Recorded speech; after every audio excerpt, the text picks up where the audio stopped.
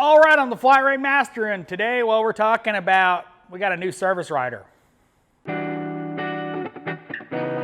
Well, you know, if you worked in a shop long enough, you've seen change. I've worked in this shop a very long time, over 6 years now, and I've seen a lot of change. The original employees that started, I'm the last one, added a service rider to the shop because, well, with the expansion coming, well, we're gonna need more service riders. My boss is in a management group, and every now and then, you know, his friends come through and see us at the shop, and they're always amazed at the amount of work we turn out with 2 riders. You know, I mean, they're like, how? Well, I don't know what to tell you. We got 2 really good service riders, and they can sell.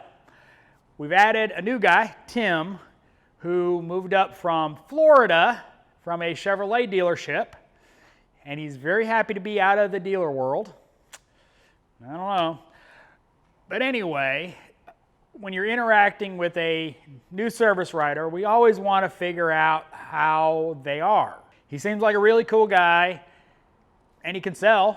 I mean, the first ticket he got was mine after he got trained. And, well, unfortunately for me, he sold 4 tires and alignment, which is what the car needed. It'd been serviced by me not too long ago, and it came in for a pre-trip inspection, and unfortunately it needed tires. So, you know, that was literally the first ticket he got from anybody in the shop was mine, and he, of course, sold it. Now, we haven't actually gotten him any really big tickets to try to sell yet, because it's literally his first week. Oh, and another ticket he sold was the Cadillac XTS behind me. He failed miserably. It needed 2 really expensive lights. LEDs, gotta love them. He didn't sell those. He sold the suspension compressor and a marker light housing, but anyway, it's important to understand how that service rider operates, because if you've ever worked with different service riders, you know they kind of operate very differently, and the best way to understand that service rider is to figure out how they want the information presented to them, how they want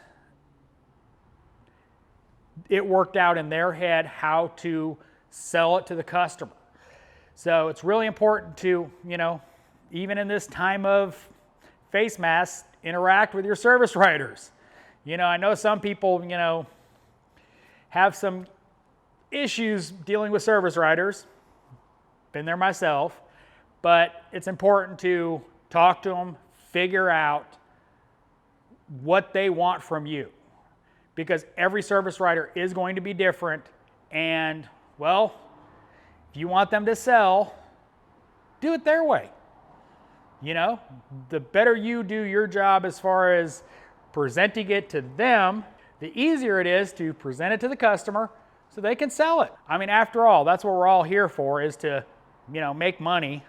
I don't know about you, but I don't come sweat my butt off every day not to make money.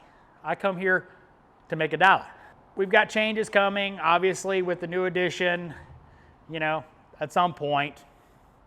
Waiting on replacement beams to go in the new shop. So, you know, it's safe. So we can finish off and get the poles out of the way and have all the lifts in there and get to work.